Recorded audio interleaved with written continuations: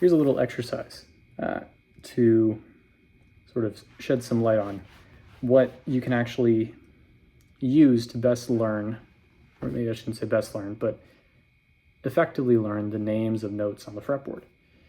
The prerequisites for this are learn the circle of fourths and learn the circle of fifths. It doesn't have to be that, but it's much better to sort of parse through the circle of fourths and the circle of fifths in your head rather than sort of having an app randomly generate letters for you, which is one avenue I took, which didn't end up working out that well. So I abandoned it. But the practice is this basically. You start on the lowest string or any string, and you work up in pitch, down in direction, but up in pitch, by finding the octaves or finding the note that you're currently on, and then working your way through the entire cycle just to sort of get familiarity with where the notes are located on the fretboard. Then the second exercise to follow is to go string by string. Now, there's a really good exercise by Music Theory for Guitar, the YouTube channel, highly recommend, where he goes through and he basically does all six strings, and you sort of work that to a metronome. Now, I did that for a while, and then I began to realize that I was becoming more and more reliant on the octave shapes to sort of tell me where the notes are. And I wasn't really able to tell you where, like on the G string, for example, I'd be able to find a D, right? I only know that now as confidently as I do. Yeah, because I've still been doing the Music Theory for Guitar exercises, but also because I've been taking this string by string. So the second exercise is, well, let me start with the first one. Let's say I wanted to start on G, right? And I work my way back through the cycle of fourths. So I go G, then to C, then to F, then to B flat, E flat, etc. So start on G, right? And I set a very slow tempo to start out. So something like that. I don't have a metronome on me right now because I'm using my phone to record this, but very slow, right? 3 and 4 and G, 2, 3, 4, G, 2, 3, 4, G, 2, 3, 4, G, 2, 3, 4, 2, 3, 4, 2, 3, 4. Then you do that coming back down, or you can do another thing, which is actually my favorite, is you start coming down on the next note. So that's in the cycle. So I went up in pitch, down in direction, but up in pitch on G. So now I come down doing C. C, 2, 3, 4. C, 2, 3, 4. And you just sort of keep that going. And you go F going up in pitch. You go B flat coming down in pitch, and so on. I also limit myself to these 12 frets, first fret through 12th fret, just for ease and simplicity's sake. Then you move on to just doing this portion, but it's not a full octave on this guitar, so I was just sort of sticking here and then sort of letting my ear do the rest. Actually, no, that's not entirely true. What I would do is up here, I would just do the whole steps, basically no accidentals. I think I'm using that term correctly. No sharps and no flats. Instead, just doing E, F, G, A, B, C, right? Just running through the C major scale and learning the notes that way. There's probably a better way of doing it, but just going to focus on the first 12 frets here for right now.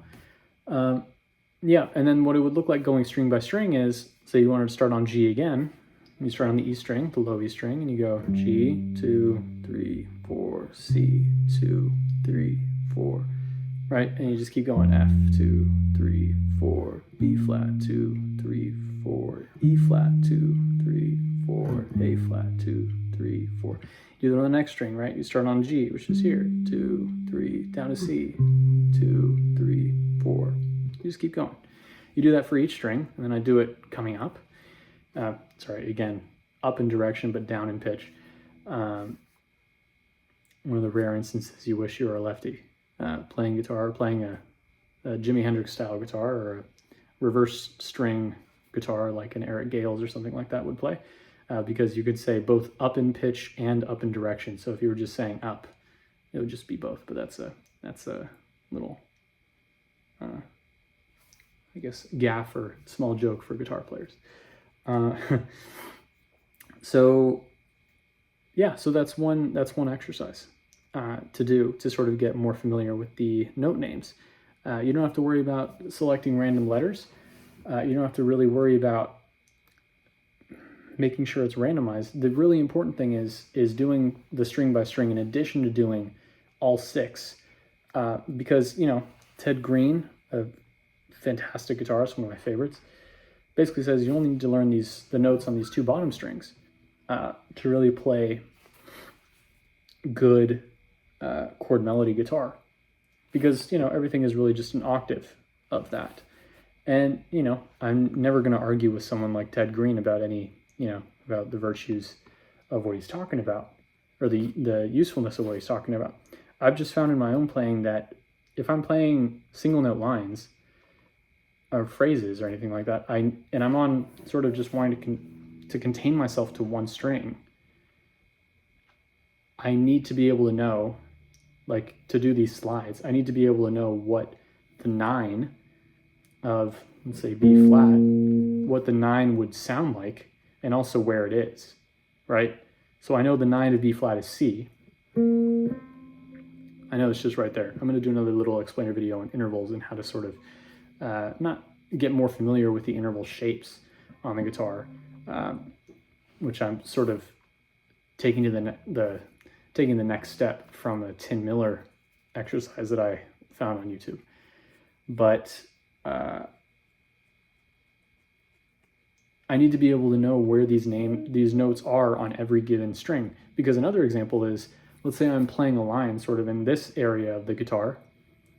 Another example actually that you can do too, now that I think about it, that I was also doing is sort of a Joe Pass exercise.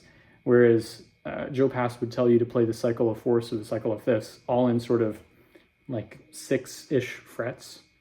So you'd start playing a G chord, you'd find a C chord, right? Then you do an F chord, and you do a B flat chord, an E flat chord, A flat chord, right? All that. And what I also would do is I would find all of those notes within that 7 fret or 6 fret span, all up and down the 6 strings. What's actually more helpful, now that I'm thinking about it too, is to do the earlier exercise I was talking about, by just learning the note names on each string. Because let's say I'm limiting myself to, let's say I'm thinking in shapes, so to speak, which I do and don't recommend, and I'll probably do another explainer video on that later on, as I continue to sort of get my head around these ideas, is if you're playing in a shape, so to speak, and you're looking for, I mean, I recommend people think intervallically for the most part, but let's say you're looking for a specific note. Let's say you know the next chord coming up is a G chord, and you really want to play, you know it's the tonic, it's the home of the song, and you're trying to find the nearest G note because it's the closing of the song, and all the gravity that you've been pulling, or that's been really pulling all the decisions that you've been making to give tension and small bits of tension and small bits of release, ultimately to bigger tension because this is the final release of the song. You need to be able to find that closest G note. And you don't do that by just thinking about octaves. You frankly don't have time. So the way to do this is to really just make it automatic, that on any string, at any moment in any song, you can find the closest G note to yourself, right? So wherever that may be, let's say I'm playing like a, I don't know, like a D.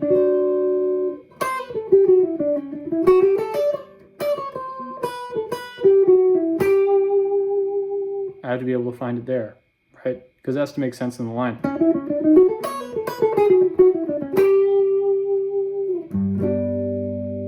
Right, so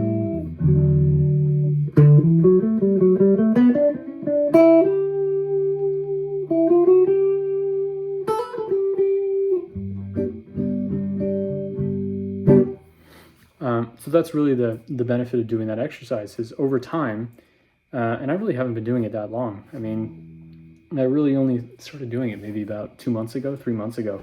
And it's kind of insane how much easier, more automatic it is to think about, or not even have to think about, to just know or I should say, feel much more confident in being able to find in almost instantaneously where a note is on the fretboard,